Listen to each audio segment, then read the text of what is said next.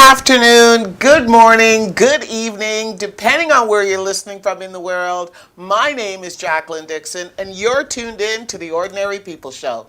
Ordinary people can do extraordinary things, and we're broadcasting live from Toronto, Canada, powered by Gbkm Tv. I'm in studio this fantastic fall morning, sunny, glorious, warm, an exciting morning in North America, specifically the T-Dot, inside the studios live with, of course, social distancing rules always still in place, my producer and myself. And you, the listener, the viewer, we're welcoming you right in this morning to have one of the most outstanding shows that I've been able to deliver for quite some time. For those of you who follow me on social media, you know who's going to be on today, you know who's waiting in the wings, and you know what type of a discussion we're going to be having today. So super excited about that. So for those of you who don't, you're going to have to sit tight because I'm going to tell you all about it right after our first commercial break. But before that, of course, let me start with my pleasantries as I always do. First of all, we just want to thank our sponsor for allowing us to be on air this morning. And our sponsor is none other than New Era Communications, professional sales training for entrepreneurs and up-and-coming sales professionals. Is your business struggling? Is your sales team struggling? Would you like to know what the process is behind successful sales volumes for your company? Contact neweracommunications.ca. And New Era Communications is also the company that produces Meet the Motivators. Meet the Motivators Professional Speakers Symposium, celebrating women in leadership each and every single year. Ladies and gentlemen, again, my name is Jacqueline Dixon. I'm your host on the Ordinary People Show, and I want you to get comfortable with me today because we're going to be having a very frank and friendly discussion with a lady that I have grown to admire quite some bit in the last week since I have been following her history, and I've been reading up on her and her attitude, her willingness, and her desire to define or redefine the new faces in Canadian politics. And that person is none other than Anna May Paul. And again, she's going to be with us right after my first commercial break. But before we get into all of that, let's just take a breather out. Let's take time out to recognize what momentous occasion we are currently experiencing as I speak. What historical history has been made this morning, ladies and gentlemen. History has been made this morning and is now official. It is in the books. It is down, it's written in the books, locked up. History has made its way into the White House this morning. Why? Because today we will have a new president-elect in the United States of America. Today, the new president-elect is none other than Joe Biden. Vice President Joe Biden has officially clinched the presidency for the United States. He will be the official 46th president of the United States come January 20th, I believe, when he takes that when he attends that inauguration ceremony in Washington, D.C. And for all of the Biden listeners and the Biden voters and all of the Biden supporters, congratulations to you. Kudos to you for all of your efforts and your long-awaited victory. And to all of the Trump supporters and the Trump voters, we say to you, listen, hey, chin up, chin up.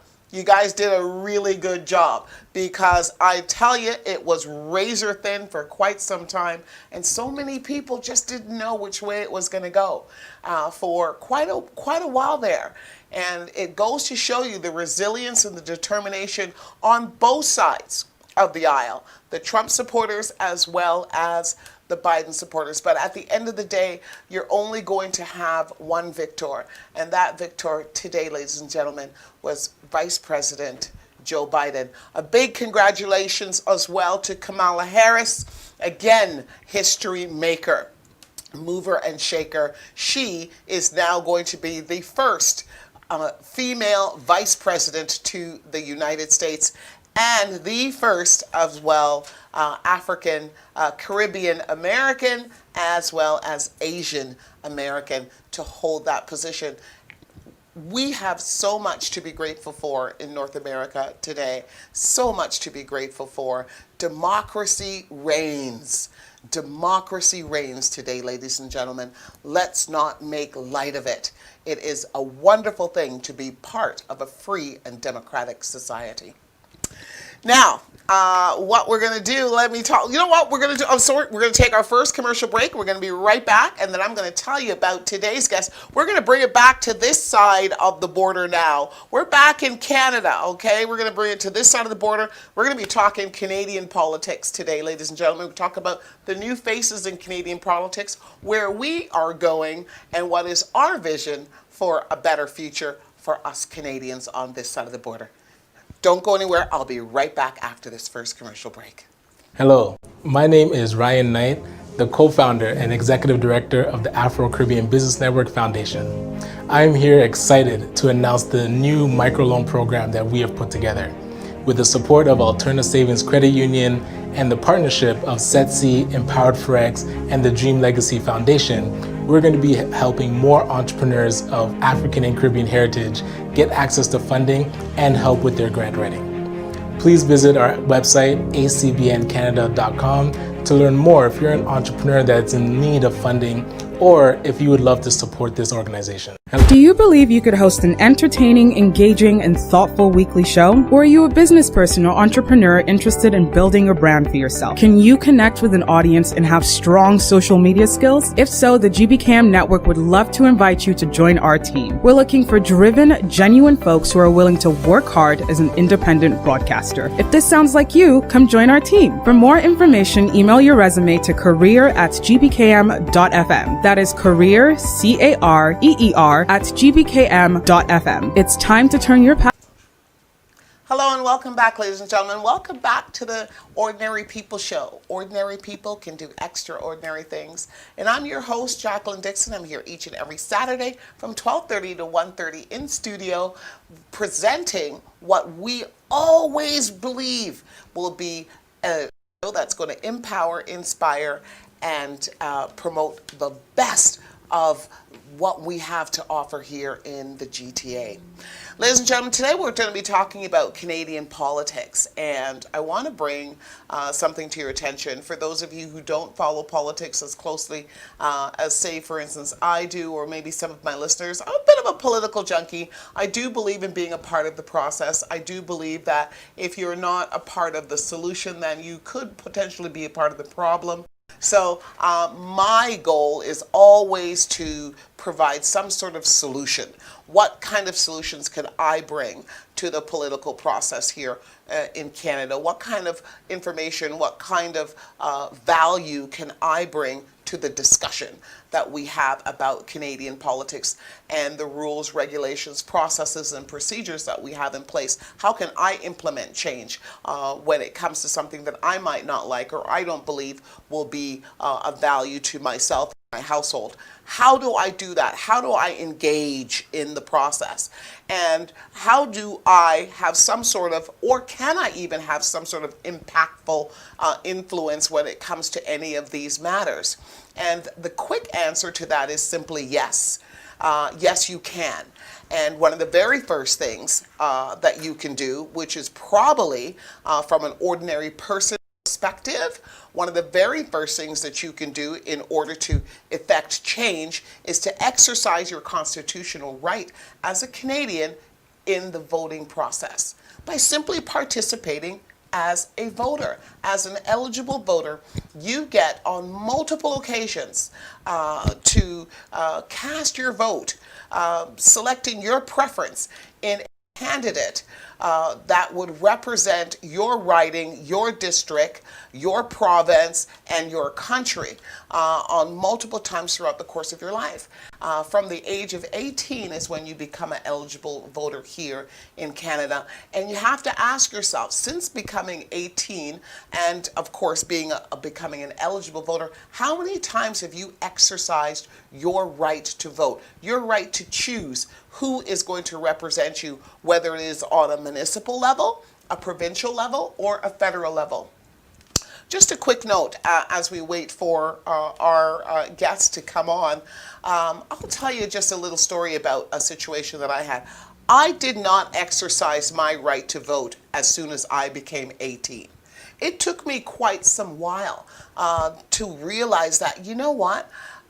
Me sitting back and complaining about what I believe is right or what I believe is wrong in politics and within the individuals that are representing myself and my region, by me sitting back and not participating as a voter, I wasn't really doing all that I could possibly do to affect the changes that I was looking forward to having done. And it wasn't until I got to a point where I became sick and tired of being sick and tired of the same old that I decided to, you know what, I'm going to get involved. I'm going to do some research. I'm going to pay attention to what's happening in my district, in my riding, in my province, and in my country. And I started to look at ways in which I could potentially make a difference. And that's when politics and the political leaders started to become more and more interesting to me. In saying that, research is important. Look at the individuals who represent the riding that you are living in. Look at the representative for that riding, and then you can literally you can move it out further, because there are 3 levels of government that we have in Canada. We have a municipal government. They're the ones who take care of your things like your snow removal, your garbage collection, and your city streets where you live. Your municipal taxes are also paid to them. Those are the people who represent you in places like Toronto City Council. So your city councillor would be your representative on a municipal level. Find out who that individual is. From there, we then go into, of course, provincial government. And provincial government is, individuals like our current premier, which is Doug Ford. They're representing us on a provincial level. That's Ontario versus Quebec versus other provinces, and that's who you would be paying attention on a provincial level. And of course, on a federal level, we're talking the Prime Minister's office. And some more. So now, okay, I'm so sorry. I've been told that our guests are here, and we're going to take a quick commercial break, ladies and gentlemen. Thank you so much for your patience. We'll be right back with our guest, Anna May Paul, the leader of the Federal Green Party of Canada. Don't go anywhere. We'll be right back. Do you know who you are? What is your Sometimes you wonder why and wonder how. Don't be alone, just stay calm, cause even if you choose or not to. My child, recite the words of this ancient mythology. The wisdom I disperse in this verse, no apology. Memorized to keep you from evil theology. For you, the darker hue, you're denied your equality. See, for generations we perpetrated psychology. Divide and conquer each other, really lynch policy. You cannot build each other up, how will you build economy?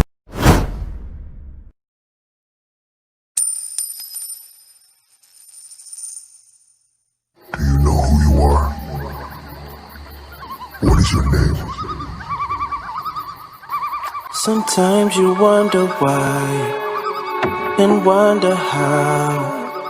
Don't be alone, just stay calm, cause even if you choose or not to. My child, recite the words of this ancient mythology. The wisdom I disperse in this verse, no apology. Memorized to keep you from evil theology. For you, the darker hue, you're denied your equality. See, for generations we perpetrated psychology. Divide and conquer each other, really lynch policy. You cannot build each other up, how will you build economy?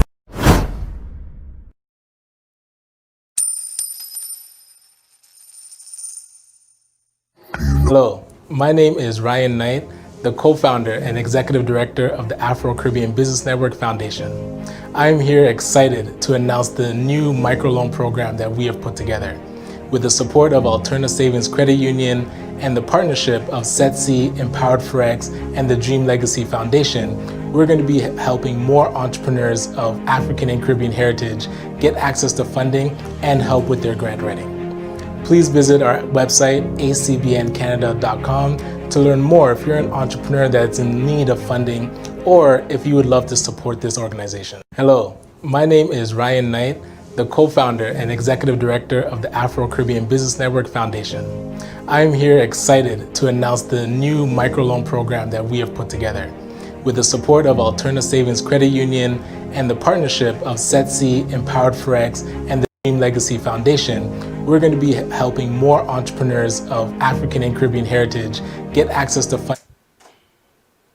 Hello and welcome back, ladies and gentlemen. Welcome back to the Ordinary People Show. My name is Jacqueline Dixon. I'm your host. Thank you so much for being patient with us this morning as we welcome our anticipated guest, of course. For those of you who follow me on social media, you know who is waiting in the wings right now, and she's here with us right now. And we're going to introduce you to her in just a millisecond. But before I do, let me kind of set the stage for you a little bit so that you can feel comfortable with the type of discussion that we're going to be having. As you know, as I said earlier before break, that this is a historical day today in North America for so many reasons, and I'm sure for those of you who haven't who've opened up your social media or even turned on your television set, you know what's already taken place. We don't have to get into that right now, but there's other history that's being made on this the border as well, in my personal opinion, and the history is being made within our own political system here in Canada. There is some historical things that have taken place in the last few years, and we've seen some new faces emerge in Canadian politics, and it's our responsibility as we see it here at Gbkm Tv to expose and introduce those individuals when we have an opportunity to the grassroots community. At GBCAM, we're called the mouthpiece, and we're called the mouthpiece for a reason, because we stay very close to the grassroots community, and we're very much invested in the political discourse here in Canada. We try to ensure that we bring to you all of the political candidates that are vying for your favor here in Canada to the best of our ability, so that you can make an educated decision on who you feel should best represent you and your needs. The person that I am featuring on the Ordinary People Today show today is called Anime Paul. And let me tell you a little bit about Anime. Anime was born November 3rd, 1972, and she's a Canadian activist and lawyer who has been the leader of the Green Party of Canada since October 3rd of 2020. She is the first Black Canadian and first Jewish woman to be elected leader of a major federal party in Canada. She was a candidate for the 2019 Canadian federal election. Paul won the 2020 Green Party of Canada leadership election to replace Elizabeth May, and Paul ran in the Toronto Centre October 26, 2020 by-election, which was called following the resignation of Bill Monroe, and she was defeated by Liberal Marcy Ian. So, ladies and gentlemen, let's welcome my featured guest today, Anime Paul, to the Ordinary People Show. Good afternoon, Anime. How are you today? Oh, I'm wonderful. It's so great to be with you. And as you said, on a historic day, especially. Yes, absolutely. It's so fantastic. And the weather is great. You're great. I mean, the history. I mean, I'm bursting out of my seams today. I don't even know where to start, because one of the reasons why I'm bursting out of my seams, Anime, just to let you know, I am one of the biggest cheerleaders when it comes to celebrating women in leadership. I toe the line when it comes to that, and knowing today that we have the first female vice president that has ever been elected to the United States, and she's a woman of color, and now having you on my show, I'm in awe. Okay. So It's let's break it down. exciting. Let's jump right into this and break it down because for those listeners and viewers who don't know much about you and what you stand for, we're going to try to break it down for them in a really simplistic way today so that they can see you as not only a federal leader and a female federal leader, but as a sister, as a mother, and as a wife, right? Yeah. So that because relatability is so important in my personal opinion when it comes to politics, feeling that you can relate to the candidate that you are choosing. Do you believe there's any merit to that? Absolutely. And I promise that I'm going to try to do everything that I can for as long as I'm the leader to really underline exactly that I am still a person. I'm someone who, as you said, is a mother. One of my children wasn't able to return to school this fall because of COVID. You know, he's a university student. I'm a daughter, and my mom is 84, and I haven't been in the same room with her for weeks again because of COVID. And so all of the things that people are going through, all of their day-to-day struggles, I want them to understand that I feel them and I'm experiencing them too. And so when I talk about solutions for them, it's because I want them on behalf of the people that I love and on behalf of our communities. Fantastic. Thank you so much for that. So let's talk about the position that you currently hold right now. You are the federal leader of the Green Party of Canada. That is not a simple accomplishment. Let me say that much, okay? So first of all, congratulations to you on that. Thank you. But let's talk about the federal parties. Now, for too long, Canadians have been caught up in this two-party system. I personally think that having you step into the arena now is going to allow individuals to finally wake up to the fact that we are not bound and restricted to a two-party system here in Canada. There are other federal parties that we can choose to have represent us at the federal level. So, but my question to you is, why the Green Party? You know, I really believe my family was born in the Caribbean, and pretty much for more than one generation, you're born and they just you just feel almost like they just slapped a liberal sticker on you and said future liberal voter, you know, because that's very much the case in the Caribbean community in particular. And so you're right, you know, it took me all the way to my adulthood to really realize that this was a decision I could make independently. I could weigh up the parties and decide which one best reflected me and my values and the direction I wanted to see Canada go in. And for me, and in answer to your question about why the Green Party, that was the Green Party. I wanted a party that I believed was going to be unafraid of putting out the really important policies, even if they were going to be the first, even if they hadn't been proposed before. I wanted a party that was really serious about progressive politics, about creating a truly just and dignified society. And I wanted a party that was also serious about the climate emergency because, you know, I've spent a lot of time in the room with scientists hearing about it. And, you know, once you've opened your eyes, you really can't close them again. So all of those things brought me to the Green Party because all of those Thank you so much for that very, very concise answer. So just for you, I'm sure you probably know that a lot of individuals don't know enough about the Green Party. We don't know enough about the platform of the Green Party. What do you really stand for? And, you know, if we were to ask the average person about their understanding of the Green Party and what the Green Party stands for, do you know what they will say most of the time? You do know? Well, the clue is in the name, right? Right. The Green Party. That's right. That's yeah. So it is absolutely the first thing people think about is they think about the environment, they think about the climate, and they should, because we want them to think about those things when they think about us. We want them to think about a lot of other things, and certainly I do. And so I've been talking about those things ever since I was selected as the leader. We're the party that talked when I was a candidate in 2019 and well before that about how we needed a guaranteed livable income. Otherwise, people would keep falling through the cracks. We're the ones who called for universal pharmacare, for a true national affordable housing strategy.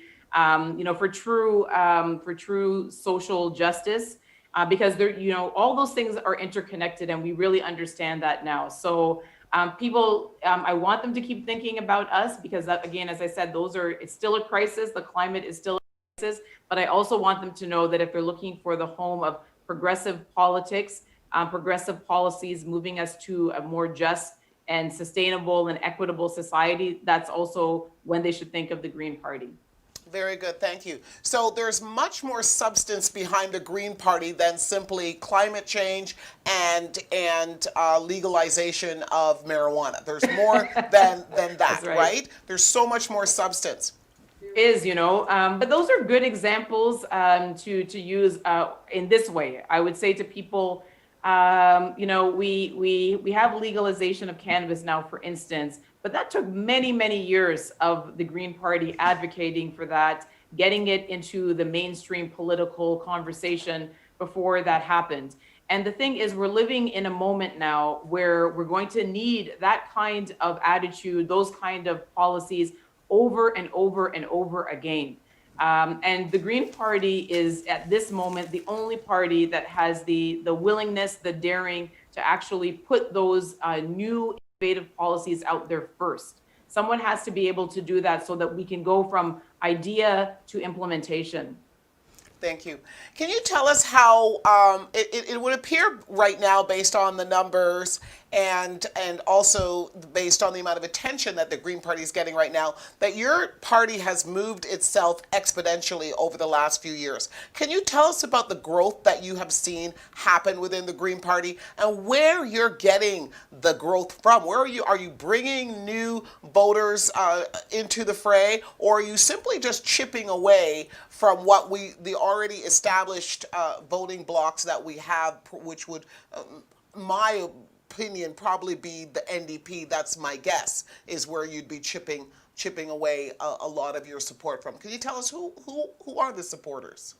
It's both of the things that you described, actually. We talk about Greens growing votes, and when we say that, what we mean is that wherever we run, there tends to be a higher voter turnout.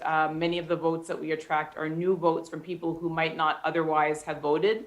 But in addition to that, I think it's really interesting to look at the by-election that I just ran in not that long ago. Toronto Centre. About exactly a couple of weeks ago. There, we increased our vote share by 25% from the 2019 election. We got a third of the votes in that riding.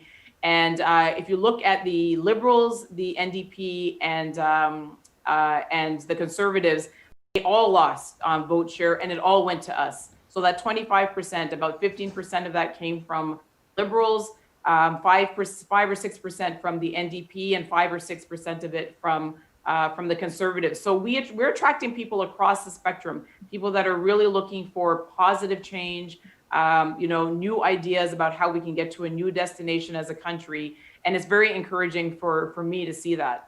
That is so interesting. Thank you so much for sharing those statistics. Now, so let's just drill down on those statistics just a little bit. And it's kudos to you for bringing more people into the fray. But so what you're saying is you got about you chipped away about 25%. First of all, the first question I would ask you is, how dare you? How dare you even think that you could run in Toronto Centre? That's really ballsy. I mean, that is one of the biggest Liberal strongholds that you could ever go into. And then here you are going into that district, thinking that you could take off, one of the sweethearts. So she's a new face to the Liberal Party, but she's still a Liberal sweetheart. And you actually peeled off 25% of their vote. That's amazing. Well, about 15% from the Liberals, but you know what? You've got to go big sometimes. I mean, I did this first because I have a very long-standing personal connection to the riding, and of course, I ran there in 2019. And I always say to people, what would you do? If you see a riding that is suffering this much and that has been neglected this much, and you have the opportunity to give them a chance at real change, what would you do? So I knew I was going to do it. At the same time, I think that Green should be able to run competitively everywhere. And, this was a chance for us to show what we did which is that we can be competitive even in the safest liberal riding in the entire country.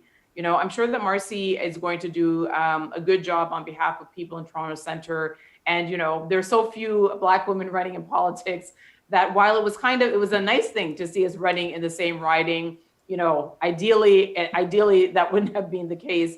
But, and I really congratulate her, but definitely I was going to run there. We were going to run competitive. And I feel like we have definitely left that by-election with a clear statement that we are here, that we are going to run competitively all over the country, and that no seat should be considered safe anymore for any of the parties. 100%, I agree with you. You did leave your mark. So let's just drill down on that just a little bit more. Marcy Ian, hey, you know what? Everybody is very familiar with her face. She's a public person because of her introduction through media. But what do we really know about her background? I'm not even so sure. You know, we know that she went to, I believe it was Ryerson. We know that she's a journalism major. But again, her background, you know, her introduction to the general public was through media. Now, I read about your background, and I'm going to tell you honestly, you have one of the most impressive backgrounds that I have ever seen any political leader here in Canada hold. And that doesn't get enough attention. The fact that you are actually a Princeton graduate, I mean, for anybody who's ever had the opportunity to read this article in the Toronto Star, I would urge you, if you want to learn a little bit more about this lady and appreciate the caliber and level of intelligence that she comes with, then I would ask you to read the article from the Toronto Star on Monday, October the 19th. It's very, very in-depth. I've read it twice. I was so impressed with you. And the fact that you were one of the youngest females that went into law school here in Canada. And from there, you know, you went on to Princeton. You were a graduate of Princeton. From there, you went on to do international work. Can you tell us a little about your travels since deciding that you wanted to get involved with politics at such a very early age of, my understanding, 12? Well, that was, just to be, I did not know at 12. It would make a nice story to say it. At age 12, I knew that I wanted to do this. But I was very interested in public policy. I was very interested in how government helped to affect change. I was very interested in about how government could help community. And so being a page at 12 was great because it gave me exposure to the legislature and the business that happens in the legislature. And I was a page in the Senate when I was at university in Ottawa. And I did an internship also in the Ontario legislature. That was all really fantastic exposure. And it really gave me a sense very early on of how important politics and how important government still remains in helping things to happen for people. But, you know, it was also really important to me to do lots of things outside of politics. I really wanted to work in a lot of different areas, to travel. I worked in Belgium, I worked in Spain, I lived in the United States for a number of years. I wanted to be able to bring a very strong lived experience to politics as well whenever I decided to do that. And I know how important that has been for me. And I know it's going to make me a better leader. Fantastic. Now, I want to talk about, let's kind of move over to a subject that has been getting a lot of attention this year, and it's called systemic racism. Yes. And I was really disappointed a few months back when the new leader of the Progressive Conservative Party was asked a very straightforward question, in my opinion, by a reporter. And this is 24 hours after being elected as the new leader of this federal party. And the question was, do you believe that there's systemic racism in Canada?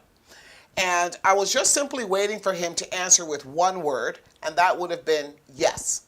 But, however, here's how I plan to deal with it, or here are the plans that I have in order to combat this situation. He did not answer that with the answer yes, and he tried to ask the reporter basically what the definition of systemic racism is, which I thought was absolutely abhorrent. So my question to you is, do you believe that there is systemic racism in Canada?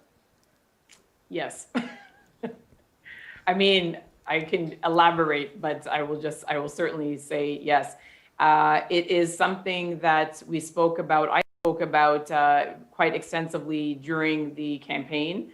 I would have loved to put out even more policy about it, but we at least made sure that we put out a policy on dismantling systemic racism in our criminal justice system, particularly in policing. But absolutely, look, this is something that the United Nations has recognized exists in Canada. They specifically, in 2017, in their working group of experts report on people of African descent in Canada, specifically said in their conclusions that systemic racism existed throughout our institutions in Canada. So, I am a Black woman living in Canada. There's no question. I'm aware of that. There's no question that the debate and the jury is in. This is something that exists, and it continues to be a painful source of oppression for people of color, particularly Indigenous and Black people in this country. Thank you. Now, the fact that we acknowledge, they say the first step to healing is to first acknowledge that there's a problem. That's right. So if we could all just kind of come to the conclusion that systemic racism exists, however, there are many different ways that we can try to combat this issue and find solutions for it so that we can have a more perfect union going forward. That's the type of a conversation. Those are the type of responses that I believe that the Canadian people are looking to hear from our leaders. Not to act as if something which is so clearly obvious doesn't exist. However, we don't let these obstacles become a barrier to our success. You clearly haven't allowed that obstacle to become a barrier to your success. I certainly haven't. And there's many other Black women in leadership roles that have not allowed that to become a barrier as well. Can you tell us some of the things that you have done in order to overcome the obstacles that you have faced as not just a female, but a Black female leader in order to be where you are today?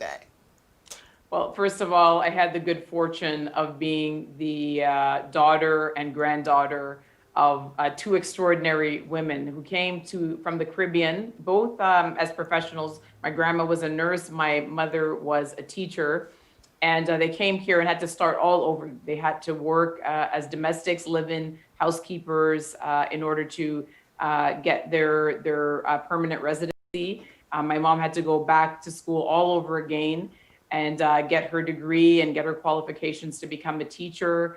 And my mom got her master's degree while she had 4 children under the age of, I guess we were between 15 and 8 years old when she finally got her master's from the University of Toronto, while she was working full-time and teaching night school and sending money back home. So if my mom could do that and my grandma could do what she did, there were not going to ever be any excuses for her kids and their grandkids not to use their talents and not to make sure that they accomplish whatever they set out their minds to do. So that was a big part of it for me.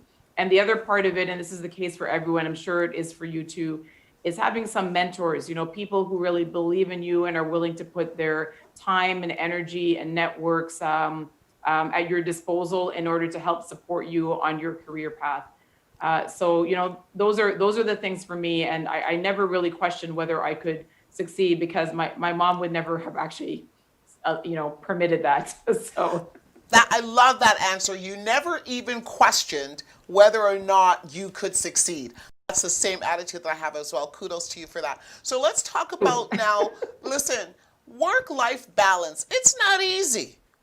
You're a mother. You're in an interracial relationship.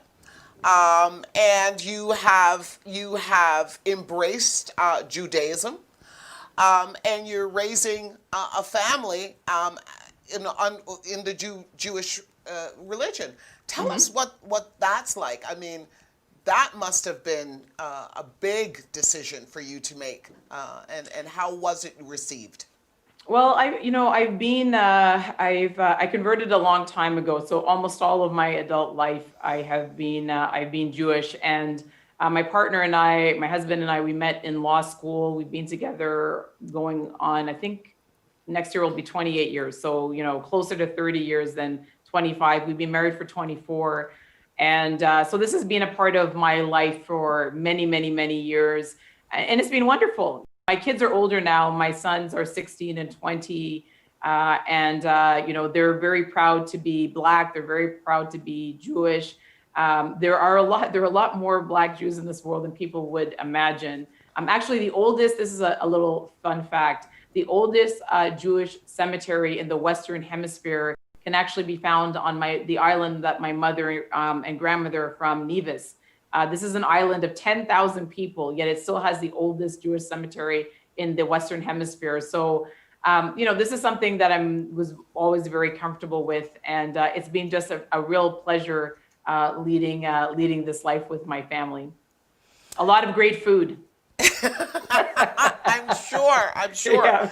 Yeah. So listen, you're not the only big shot in that household. I understand. I've read a little bit about your husband as well, Yeah. and what you say that it's been 28 years. I mean, you look really good. Let me tell you that much. Thank you. But, your husband, tell us a little bit about his background and I understand that he's a human rights lawyer. Am I correct? That's right. His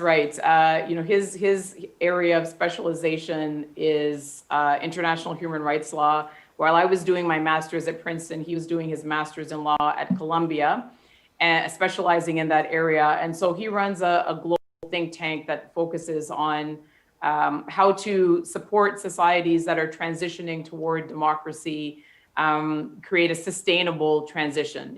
Because it's one thing to move in that direction, but you want to make sure that you're creating all of the conditions that will allow it to thrive and become permanent.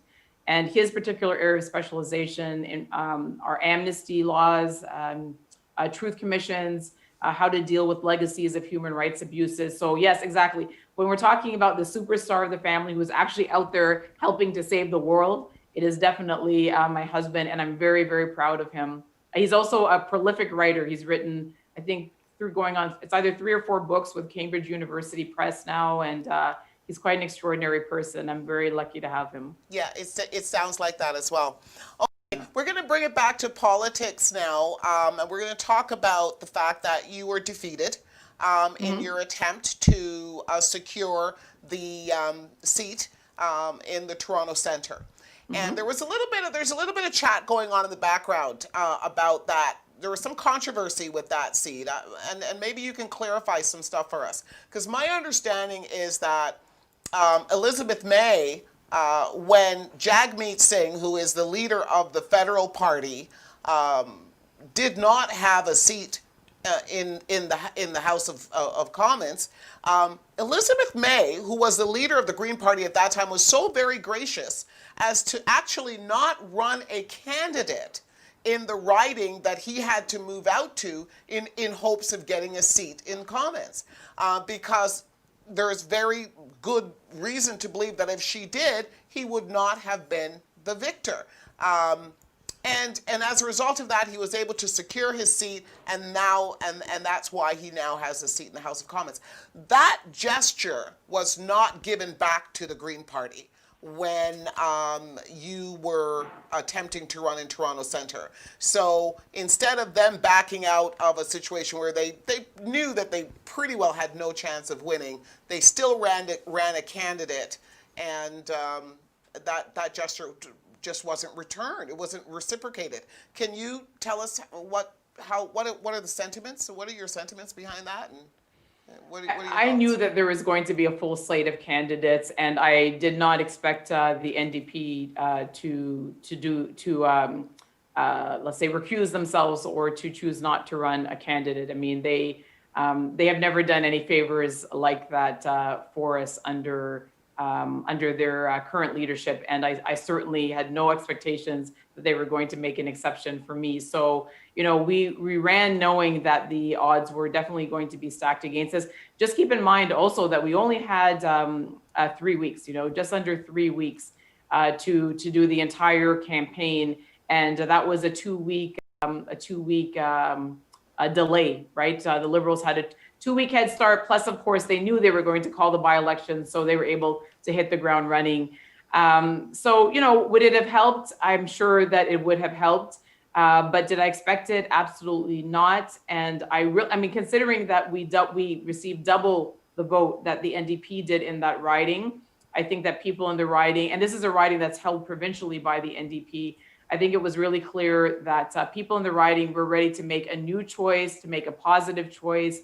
That many people, a third of the people in the riding felt that that was going to be the Green Party. And I do think if we had a couple of more weeks, we might actually have, You have could won have the pulled seat. it off. Yeah. It's always coulda, woulda, shoulda, Yeah, but, we have, again, this is a riding that the Liberals won with 57% of the vote, the vote share just last year, 57%. And so the fact that, again, we did so well in so little time, first of all, it's a credit to people in Toronto Centre. I'm so proud of them, for every single one of them that had the courage to vote for something different, something that they had never voted for before. Awesome. So the last thing I'll say about that particular race before we talk about the future is this. I was when I first saw the promos going out about the fact that that's the race that you were entering into, I thought the first thing that came across my mind is, black on black crime. But let's be realistic now. There are new faces that are coming into the political arena now, right? And we're going to have to get comfortable, in my opinion, I don't know how you feel about it, but we're going to have to get comfortable with, duking it out, like coming up against another individual of color. And how are we going to act? How are we going to behave? It's not all or nothing, is it? We're going to have to get comfortable with being able to duke it out in the arena with a sister, with a brother. Do you not agree with that? 100%. And, there's some benefits to it, because even as you've seen down in the United States, there is this common perception, and it's a misperception that the Black community, the Black diaspora, is a monolith. We all think the same way, we all vote the same way, and that's just simply not the case. And so, even this year, having Dr. Lewis run a very, very, very competitive race for the leadership of the Conservative Party, and seeing Marcy and I run in the same riding against each other, I would say that the only silver lining of that is that it helps people to see that we have, we come in with different politics, we have different perspectives. You can't just assume that we're all going to be running for the same parties. And definitely, as much as it sounds strange to say it, what we do want to see are many, many people of color having to run against each other, because there are so many people of color running federally, provincially, municipally, that, there's no alternative. That's exactly what we want to see. So, I but it's true. It still feels a little strange. But yes, it is the future. It's definitely the future. Good, and I agree with you. And I want to commend both of you ladies for being so respectful towards each other at the end of the day. That was so awesome. Listen, we're going to take a quick commercial break and come back and ask you the final questions, which is what is in store for the future for Annemie and the Green Party, and where are you off to next in order to get your seat in the House of Commons? Ladies and gentlemen, you're tuned in to the Ordinary People Show today with our exclusive interview with the leader of the Federal Green Party. Don't go anywhere. We'll be right back. Funding and help with their grant writing. Please visit our website, acbncanada.com, to learn more if you're an entrepreneur that's in need of funding, or if you would love to support this organization. Hello, my name is Ryan Knight, the co-founder and executive director of the Afro-Caribbean Business Network Foundation. I'm here excited to announce the new microloan program that we have put together. With the support of Alterna Savings Credit Union and the partnership of SETC, Empowered Forex, and the Dream Legacy Foundation, we're going to be helping more entrepreneurs of African and Caribbean heritage get access to funding and help with their grant writing. Please visit our website, acbncanada.com, to learn more if you're an entrepreneur that's in need of funding or if you would love to support. Hello, ladies and gentlemen. Welcome back. Thank you so much for tuning in today to the Ordinary People Show. My name is Jacqueline Dixon. I'm your host, and I'm excited today to have my featured guest, which is the federal leader of the Green Party of Canada, and it's Anna Mai Paul, and she's with us here today to discuss her vision for Canada and the future for the Green Party. And it's our last question of the day. I know I've hogged up your time. I'm just so excited to have you here, and I can have you here for easily another hour, but you've got things to do. But listen, while the viewers are watching live or they're watching it on a replay, I'm sure they're going to take a lot from this interview that's going to help them to formulate some conclusions and do some more investigating as to who you are and what the Green Party stands for. But maybe you can just kind of close out the show today by giving us some insight as to what your plans are right now. Right now, you don't currently have a seat in the House of Commons. We need you in the House of Commons. I need to see you there to bring more flavor to this whole thing. And where are you going to get that seat from? What are the plans? Well, a big part of it is going to depend on when we have the next election. The parliament right now, unfortunately, is giving all the telltale signs that it's not going to last much longer. I hope I'm wrong, because we're in a pandemic and there's still a lot of work to do that won't get done if we're plunged into an election during this time. What I promised our members I would do is look all over the country to determine where would be the best place for me to run, to see where I'm invited to run, because Greens, we're different.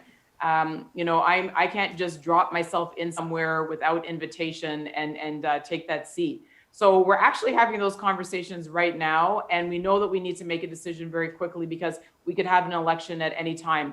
In the meantime, I'm doing this. I'm trying to spread the word. I'm trying to let our communities know, I'm trying to let all the Black communities know you're welcome in our party.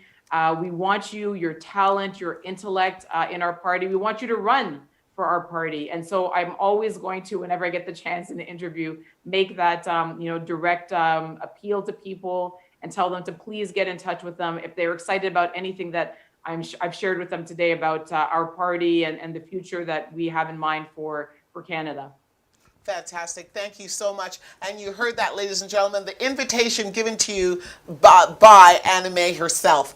Ladies and gentlemen, I just want to thank you so much for tuning into the Ordinary People Show. But most of all, I want to thank you, Anna Mai, and the Green Party team for accommodating Gbkm Tv. And we look forward to having you back with us again in the near future. And much success to you and your team. Thank you so much. Thank you so much. I can't wait for the next invitation. This was so much fun. It was. Have a great Saturday. You too. Thank you. Ladies and gentlemen, you just heard me wrap up the interview with our federal leader of the Green Party. That we can all be proud of, regardless of what your political feelings are or where your interests are politically. She's a lady we can all be proud of, especially if you are of Caribbean heritage. This lady definitely fits the bill for a woman in leadership, and she needs to be celebrated. Hopefully she'll have an opportunity to get a seat in the House of Commons so we can spice things up a little bit more in there, and we can get to and affect change for Canada, the type of change that's meaningful and lasting for all Canadians of every ethnic background, stripes, and colors. Ladies and gentlemen, I just want to thank you so much for tuning in to the Ordinary People Show today. Let me tell you what we're doing next week here on the Ordinary People Show. Again, it's one blockbuster interview after the next. Next week, Saturday, who we'll be having in studio, we will be the chief of the Ontario Human Rights Commission. Will be right here with me on the Ordinary People Show. We've been talking about systemic racism a lot. We've been complaining. We've been talking about all the things that are wrong with the system.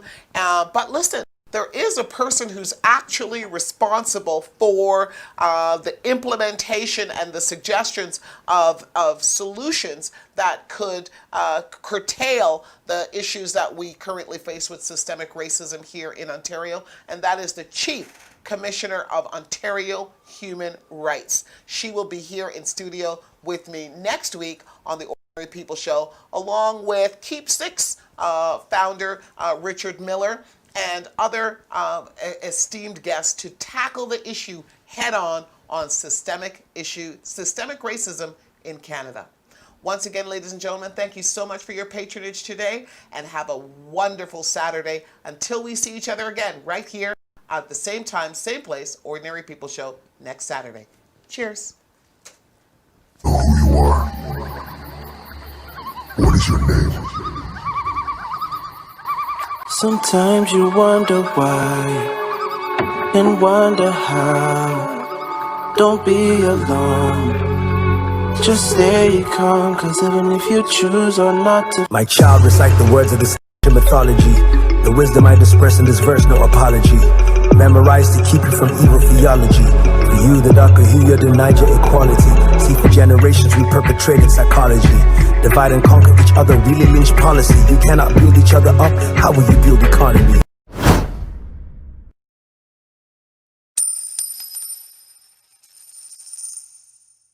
Do you know who you are? What is your name?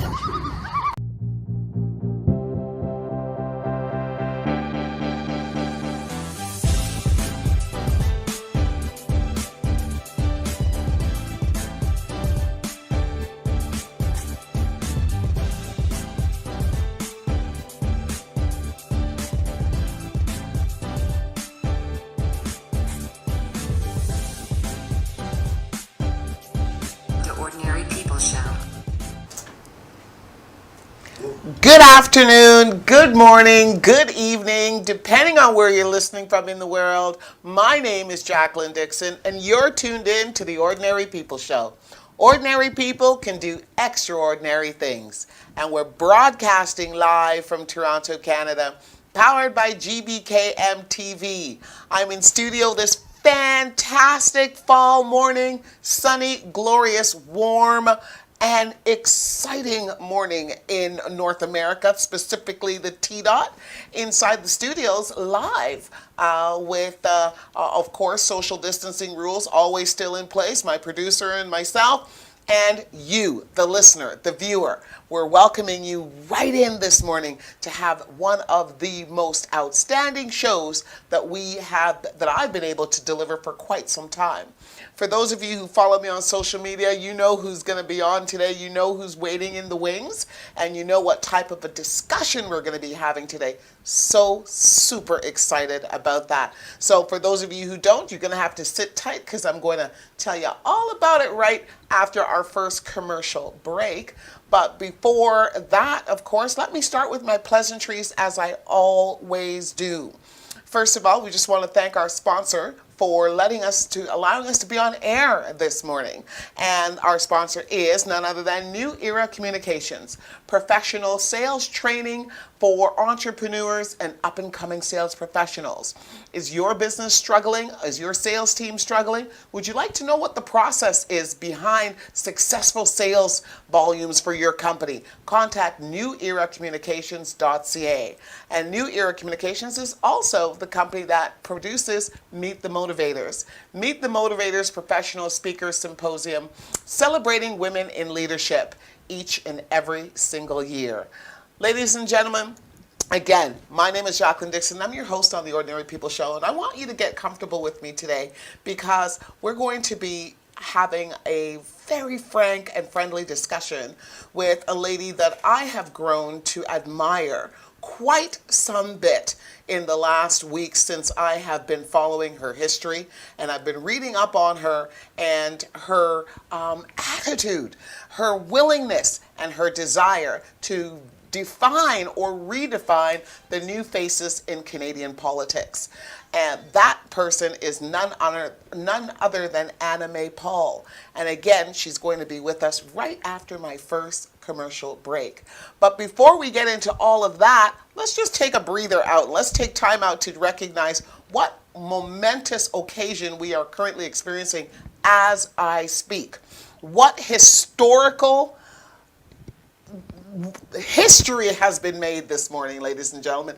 History has been made this morning and is now official. It is in the books. It is down, it's written in the books, locked up. History has made its way into the White House this morning. Why? Because today we will have a new president-elect in the United States of America. Today, the new president-elect is none other than Joe Biden. Vice President Joe Biden has officially clinched the presidency for the United States. He will be the official 46th president of the United States come January 20th, I believe, when he takes that when he attends that inauguration ceremony in Washington, D.C. And for all of the Biden listeners and the Biden voters and all of the Biden supporters, congratulations to you. Kudos to you for all of your efforts and your